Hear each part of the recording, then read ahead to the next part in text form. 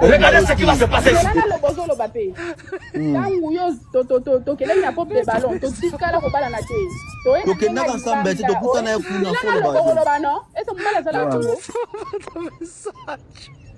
Tangu toyaki tobimina ndenga libanda biso mibale olingaki tokomangana na moni ke oza immature na boyaki na moni ke zosimba sute na boyi nanga na tiki mais problème no ezani oyo oza réflexion na kokusha nanga ese nga aza na problème na yo nga aza na problème na yo Hey, Jesus Christ of Nazareth. To se comprendre oyo zali na onga na zali to kasi na biso. Que na Zandumba problème exact na Zandumba y a pas de problème. Na Zand mannequin tout le monde me connaît, je poste partout. Oui. Na mannequin. Na Zand artiste comédien to kutanaki. Ouais, voilà. Ouais, to sali loko se fait ça ina yo. To siki na biso. To ko na live hein, loba makambo eza so ko ya ke po nga na loba ki wana aloye ko po be. Oui, biso pour mezani. Pour mezas ko ke. Bon, so ko webi nzoto na tatouage na kati ezandeni na kati nzoto na kati ezandeni omoni ero la bosco o faire raisonner nga mabombo ba passa nga pe na olela nzoto na nga ezandenge ni yo ero zo lela boye ozo raisonner nga babomo nga pe na kolela oyebi yango bien alors la kitanga kata loba expliquer ba bone ba yo la kitanga kata nzoto na nga ezala ndenge nini na respect na zana wan vers yo na olinga te ba mo ba yo ba respect da opinion so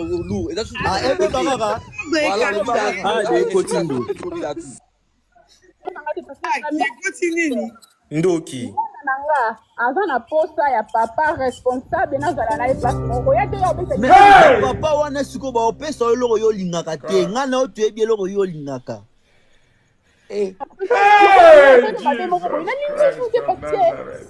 nga pe na tiki na ngai na pema pe nakomaka esclave whisky biloko kolia nzoto whisky biloko nalembi bimisanga ijo bimisanga na live nabima nape mututi Tramadol bébé. Pardon, s'il vous plaît, là, le bassouk, hein. Là, le bassouk, c'est parce qu'il y a la place où on a dérangé. Il y a la place où on a dérangé. Au moins, il m'a camboulou à lobby. Na Ndumba, il n'y a pas de problème. Dans un mannequin, il y a tout le monde qui me connaît que je suis mannequin à part pop de ballon. Alors, donc, il était la ligne, et s'il vient abîmer ma réputation ici, pourquoi? Alors, moi, j'ai jamais couché avec toi.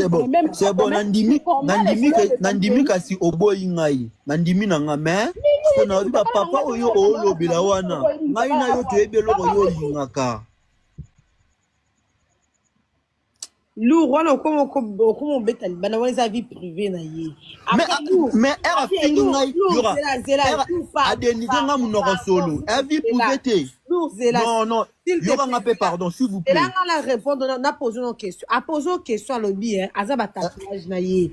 Loba tatouage oya za la on nzoto. Yo lobi ki a olela yo loba biso parce que même toi posé une question mais bimi ça comment tatouage c'est ya nini? C'est tout. Merci le comment tu l'as loba yangwana a lobby le comment elle a parlé de tatouage na sanjoto mais eza parti nini eza pour bon matin. Omoni tatouage wa nyoka bacha na sima mukongo wana.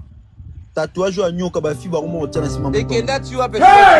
Et comment est-ce que pemeni na kompa te mutabeta ngwa comme ça ngo pemeni ya place ya pemeni ya place nyebi donc bo excusez nga pour na terre. Et comment est-ce que pemeni wana Ramadan Nanzela matadi. C'est là papa blague. Ramadan. Non personne numéro na entre biso ba fille tindela nga na confirmer s'il te plaît.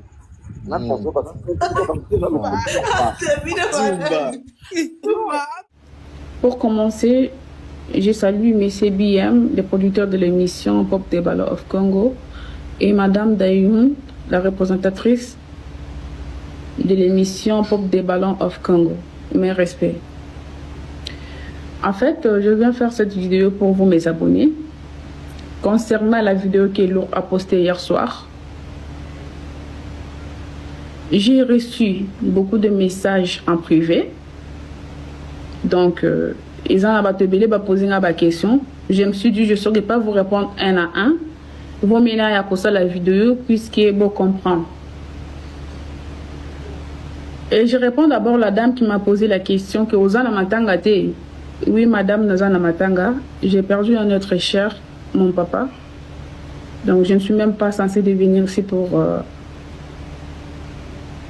Sabino pour le bêtise et les réseaux sociaux. En fait, vidéo wana na yoka kiango esala kinga pasi mingi. Na sepela kinango te.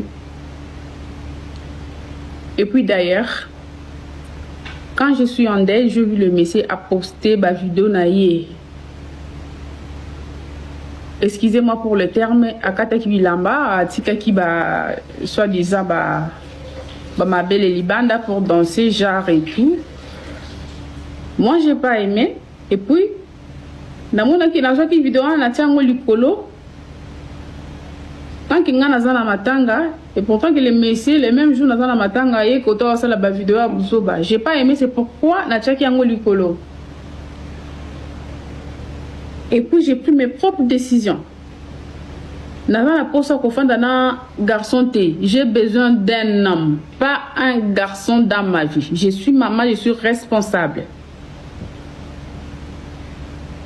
En fait, quand tu es en relation avec quelqu'un, ce qui est simbité, tu n'es pas censé, tu n'es pas obligé de venir sur les réseaux sociaux pour éclater de n'importe quoi. Non.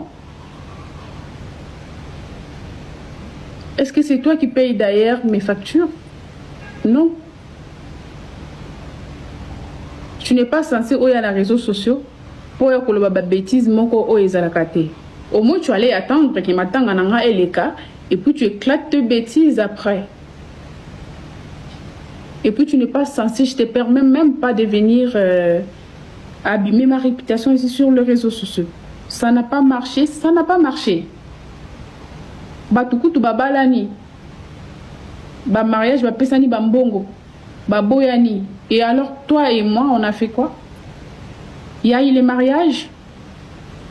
Fiançailles et zalaki? Non. Oza sansa oyo ba vie privée nanga awate. Ce n'est pas toi qui me nourris, ce n'est pas toi qui nourris ma fille. Alors avant oya na réseaux sociaux, si tu as besoin de te buzz, tu ne viens pas avec ma réputation. Toute seule. Moi j'ai pris mes décisions et tikali décision. Moi, j'ai besoin d'un homme. Je n'ai pas besoin d'un gamin qui est immature, en fait. C'est pourquoi j'ai décidé. Je me suis dit non.